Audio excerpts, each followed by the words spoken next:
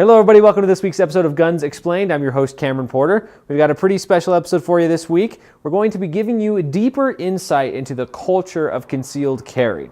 So this episode is actually an indirect response to the segment that was done by The Daily Show's Jordan Klepper a little over a year ago now. And it was a funny segment, don't get me wrong, but we were dissatisfied with his portrayal of firearm owners in general, as well as his portrayal of those interested in carrying concealed and their motivations for doing so. Throughout the episode, Mr. Klepper was very flippant. As a comedian, you would expect that. Unfortunately, throughout the episode, it became clear that he was attempting to take that flippant attitude and apply it to every other person who's looking at getting their concealed carry. And the truth is, those that want to get their concealed carry usually take it very, very seriously. And so to help show you how concealed carry culture works, we're going to actually be attending a class taught by Sheriff Terry Thompson of Weber County, where he will instruct us on the Utah law of concealed carry and help us prepare to get our concealed carry permits here in the state of Utah. So it's going to be a great episode, and we're looking really forward to it.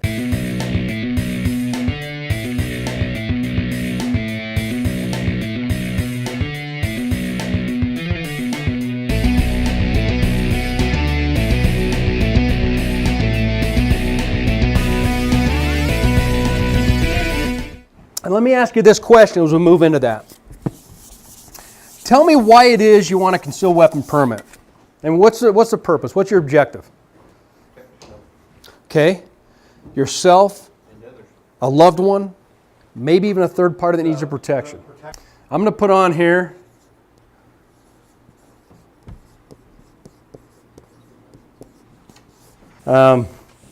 interestingly, Cameron talked a little bit about, the perception of those attending the classes. And, as I look around this class, I've been teaching this class, for 22 years now. This is a fair representation of really the attendance I've had at these classes over the years. Everything from, youngsters on up. I've had them 70s and 80s and everything in between, and a fair representation of gals. I've had some classes that are mostly female, and then obviously some that aren't. So very representative of what's attended over the years. And so thank you. Appreciate you being here. This course that we're going to be going over tonight is about 4.5 hours, okay? But there's a basic curriculum that the state requires me to give you as a certified instructor.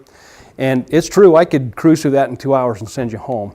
But that would be doing you a disservice, because what we're trying to do today, by the time we're done here, we're trying to help you establish a little bit of mindset about what this is all about. It's not just a permit, it's surviving a potential deadly force encounter. That's really what the objective is in the end, right? And so we're going to help you try to establish a little bit of mental preparation today. I'm also going to encourage you, obviously, to get more training beyond this, right? This is all classroom stuff, and this is good and this is necessary, but I want you to get hands-on training, correct? That's important, that's critical. May I carry my loaded and concealed firearm into a bar or other drinking establishment? What do you think? What would I tell you? Never mix the two, period. If I feel someone may be a threat to me, can I show them I have a gun to scare them off? I hope we all know the answer to that. That having that permit is not to say, nanner, nanner, I win the argument, right?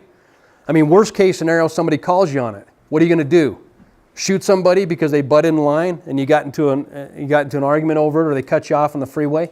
And so when we look at this, those are your three elements that must be present for you to even potentially have that gun out, potentially use it, and or use it. Reasonable belief, imminent threat, danger, death, or serious bodily injury. Those three elements must be present. This is real life.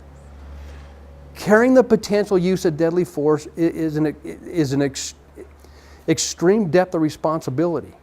There's no perfect answer, no guarantees, and so I can't tell you this is what you do, that's when you do, that's how you do it. All I can do is walk you through this and help prepare you as best I can for that potential reality, okay? That's real life. Do we shoot to kill? What do you think? Do we shoot to kill? No. We shoot to stop the threat. Whatever handgun ammo combination that you're comfortable, confident with, and can effectively use is what's best for you. Okay? Don't get hung up on what somebody else thinks you need. Just practice and train and become better, and then maybe graduate to other things, all right? Yes, you can carry in schools in Utah. And actually, that was the driving factor behind this last year's passage in our last legislative session of the provisional concealed carry permit. And we got a couple of youngsters in this class who are getting that provisional permit, which is specifically for 18 to 20-year-olds. The reason the legislature felt compelled to pass that was for protection on college campuses. Because you can't get a permit till you're 21, and we got these young kids going, and we have those rapes and those kinds of horrible things that happen on college campuses specifically for that reason. That provisional permit is only good 18 to 21, then you have to apply for a regular permit after that. But it gives 18 to 21-year-olds the ability to carry on their college campus. They are restricted from carrying in K through 12. With your permit, you're not. You can carry in K through 12 schools. Now, I do this job daily, so I carry a loaded gun every day. I never carry a gun on my person that is not fully loaded, down in the chamber, ready to rock and roll. However, you may be more comfortable with having that chamber empty, and that's okay. Whatever works for you, just knowing that if you need it and it comes out, you've got to chamber that round, and that's okay if that's what you're comfortable with.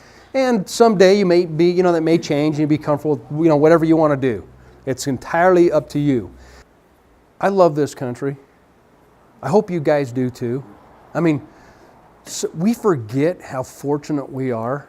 Literally in the history of this planet, we live in the most free, the freest country that's ever existed. We have freedoms and liberties virtually no one has ever experienced, with very few exceptions in the history. And so as lawful law-abiding citizens, concealed weapon permit holders, you guys are special. I'll stack concealed weapon holders up against about any group you can give me out there. They're more lawful, law-abiding, they're better people. It's just wonderful folks.